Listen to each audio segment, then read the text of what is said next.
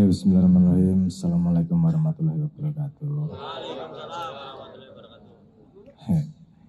Ini kilat khusus. Dateng langsung ditakoni. Koyok kendang teko tabuh muni. Saya berperan sebagai kendang. Oke, siap. Tadi sepertinya tidak meminta penjelasan tentang ruang rindu, tapi penjelasan tentang rindu dan cinta. Kok rindu dulu baru cinta, bukan cinta dulu baru rindu gitu ya. Kita untuk bisa menjawab itu, kita perlu bisa membedakan apa itu cinta, apa itu rindu. Oke, kalau disuruh didefinisikan, belum ngomong rindu, cinta aja udah masalah tuh. Coba definisikan cinta, setengah mati. Ada peribahasa di Cina itu mengatakan, tanyakan 1000 orang arti cinta dan Anda akan mendapatkan 1000 jawaban yang benar semua. Artinya tidak mudah mendefinisikan. Tapi kita bisa mencari maknanya dengan cara yang lain. Caranya gini, cinta itu sering dipakai buat apa? Kita lihat ciri-cirinya gimana. Mungkin kita nggak bisa mendefinisikannya dengan mudah, tapi kita lihat kata cinta sering dipakai di mana. Biasanya agen dengan agen, benda dengan benda, orang dengan bendanya, atau orang dengan orang lain, atau kucing kan ya makhluk dengan pemiliknya, orang tua dengan anaknya. Itu cinta yang berbeda-beda, tapi bisa dikatakan itu semua cinta, kan gitu. Kalau rindu biasa dipakai di mana?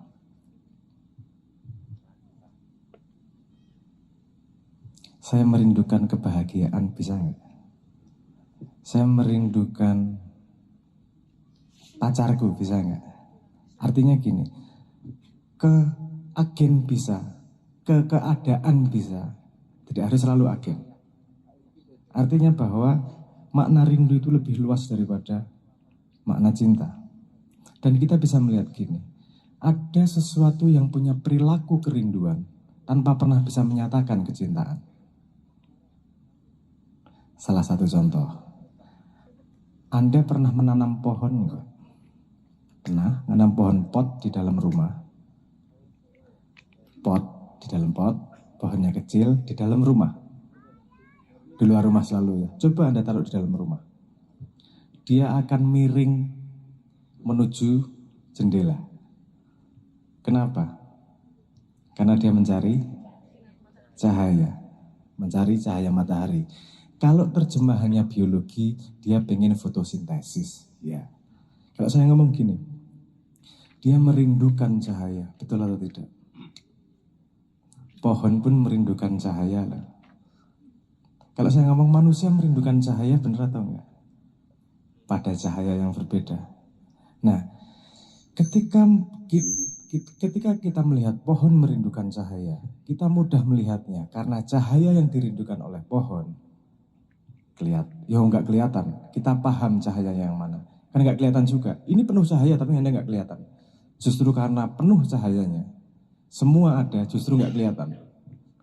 Kalau yang ada hijau justru kelihatan. Ini anehnya. Ini paradoksnya. Justru ketika lengkap, justru nggak kelihatan. Mejiku hibiniu kalau dijadiin satu jadinya putih kok. Ya ini yang kita pakai untuk ngelihat ini kan, ya bening ya nggak kita lihat.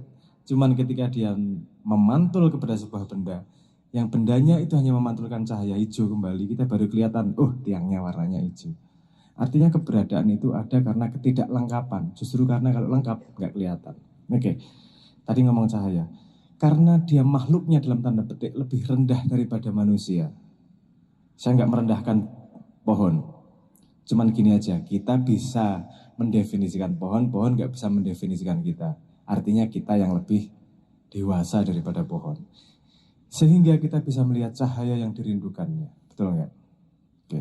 Kalau tanya pohon sendiri, kamu rindu sama apa? Dia nggak tahu. Dia hanya berperilaku seperti itu. Oke. Manusia juga merindukan cahaya. Tapi seperti pohon yang tidak bisa melihat cahaya yang dirindukannya. manusia juga tidak bisa melihat cahaya yang dirindukannya. Yang dia bisa adalah merasakan pendaran, gini, yang dia merasakan adalah potongan-potongan cahaya yang kemudian dianggap sebagai cahaya, kemudian dia sebut sebagai cinta. Coba kalau kamu ngerayu pacar, biasa salah satu kalimatnya, kamu bersinar ya wajahnya, kamu bersinar matanya.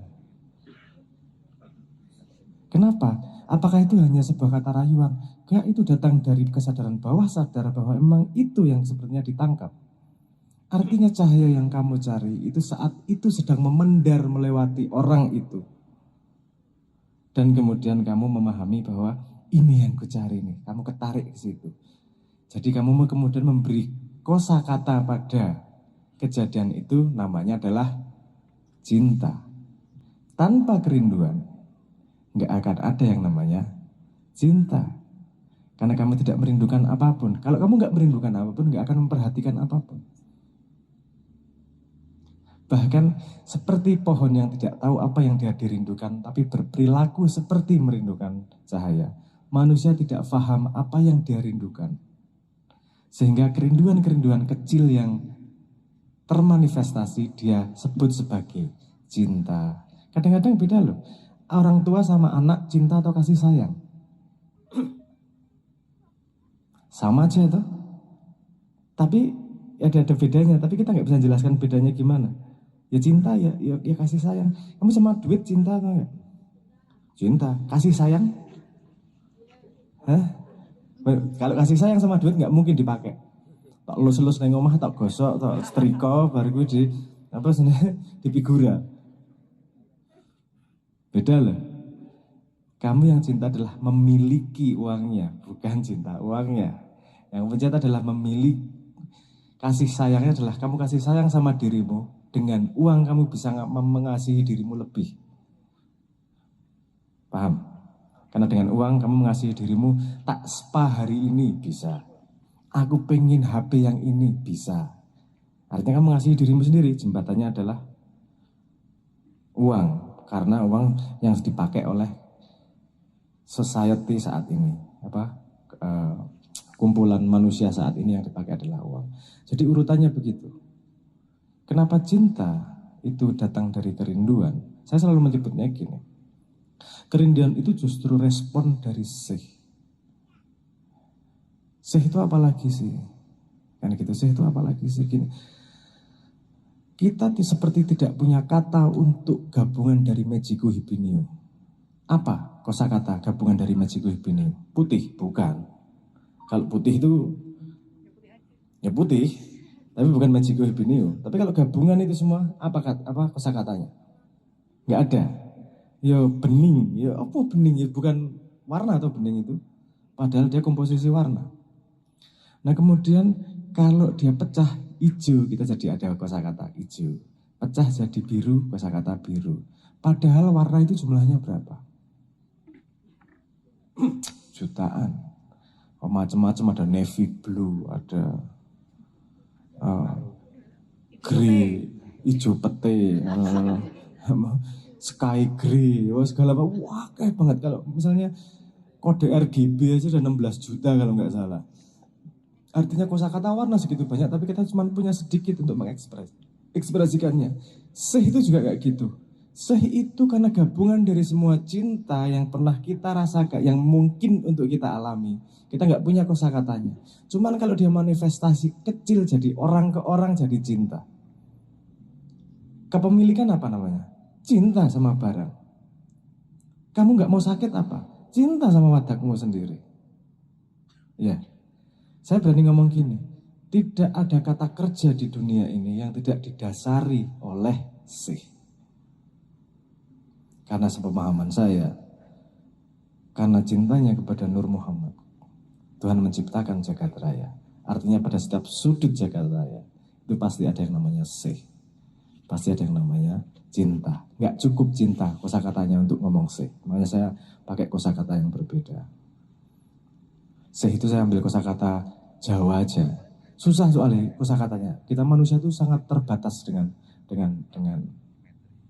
kosakata. Padahal kalau tidak diberi kosakata, susah menceritakannya, susah membahasnya nih kalau nggak ada kosakatanya. Makanya tadi seh. Jadi seh itu yang kamu rasakan sebagai cinta, itu hanya sebagian kecil dari seh yang mungkin terjadi. Seperti ini polanya. Kita ngomong pola ya, ini ngomong ilmu hikmah sedikit. Polanya. Kamu pernah duduk di kursi sofa misalnya. Saya tanya, apakah Anda tahu bahwa ada jutaan kursi di dunia? Tahu ya? Tapi kapan Anda merasakan semua kursi di dunia? Cuman satu sofa itu, sehingga Anda bisa ngomong, saya duduk di sofa suka. Oke? Dan gini, analoginya gini, ketika Anda duduk di sofa harus ada yang namanya ruang. Untuk ada benda, harus ada yang namanya ruang. Tanpa ada benda, tidak ada yang namanya ruang. Nah, begitu juga dengan yang namanya cinta, seh itu tadi. Untuk semua kata kerja, seperti sofa, tidak mungkin ada kalau tidak ada yang namanya seh.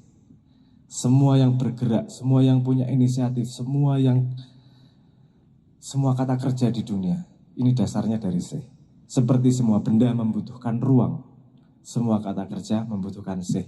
Mohon maaf kalau sepertinya ruwet karena kita nggak punya kosakatanya untuk menerjemahkan konsep itu. Makanya saya ngomong kata kerja. Maksud saya action, semua pergerakan, semua energi yang bergerak itu butuh seh. Itu ruangnya dari energi yang bergerak. Seperti kalau benda selalu butuh yang namanya ruang. Sorry ya, apa jenis saya bolak-balik gini ini karena kosakatanya sangat terbatas. Ini bahasa Inggris pun nggak bisa tepat mencari kosakatanya. Entah bahasa Arab kudune iso luwih landhep itu. Kosakata Arab paling banyak soalnya dan pengembangannya iso luar biasa. Saya tidak pernah menemukan kata yang tepat untuk bisa menerjemahkan ini, tapi semoga teman-teman paham, kalau nggak dikali lebih. Itulah sebabnya kenapa cinta datang dari rindu, seperti hijau datang dari Magic Hibinium. Angel ngomongnya pokoknya Magic Hibinium jadi satu itu tadi. Gitu ya. Semakin lama Anda memahami cinta, kerinduan Anda akan semakin terpenuhi. Semakin luas Anda merasakan cinta. Karena cinta ada ekskalasinya. Ketika Anda kecil, cintanya sama diri sendiri, cinta sama mainan. Gede dikit, cinta sama orang lain. Saya cinta sama kamu. Mau gak jadi pacarku? Walaupun itu baru kenalan. Karena sebenarnya cinta sama dirinya sendiri. Karena ketika ditolak, ya gak jadi cinta sama dia. Mau ditolak. Ini cinta kepada orang lain beneran. Artinya dia sudah cintanya melebar dari dirinya sendiri. Dari wadaknya sendiri ketika punya anak. Anda bahkan mau memberikan hidup Anda demi anak Anda. Kenapa? Karena cintanya udah melebar ke situ. Ciri-cirinya cintamu sudah melebar adalah ketika yang dicolek di luar Anda tapi Anda yang marah. Anak Anda dikeplak karo tanggane sing nesu sapa? Wong dudu Anda. Tapi kalau tetangga Anda dikeplak sama tetangga yang lain Anda marah seperti itu? Enggak ya, bukan diri kok. Tapi ada yang diri lebih tinggi lagi. Dimana kalau siapapun yang dikeplak dirinya akan merasa sakit. Itu yang diharapkan di Islam. Anggaplah kaummu seperti dirimu sendiri. Ketika dia disakiti, kamu juga merasa sakit. Itu bukan konsep akal, itu konsep cinta. Kalau dirimu sudah seluas itu, ada yang lapar, kamu merasa dirimu lapar. Nggak perlu ayat menolong orang lain, nggak perlu ayat sedekah, nggak perlu ada janji surga, janji balasan. Kalau kakimu luka, langsung kamu plester, langsung kamu kasih obat merah tanpa perintah wahyu dari langit, betul nggak? Karena apa? Karena itu dirimu sendiri. Ketika dirimu sudah luasnya segitu, nggak perlu lagi kata-kata cinta. Karena kamu akan merawat orang lain seperti kamu merawat dirimu sendiri. Kudune.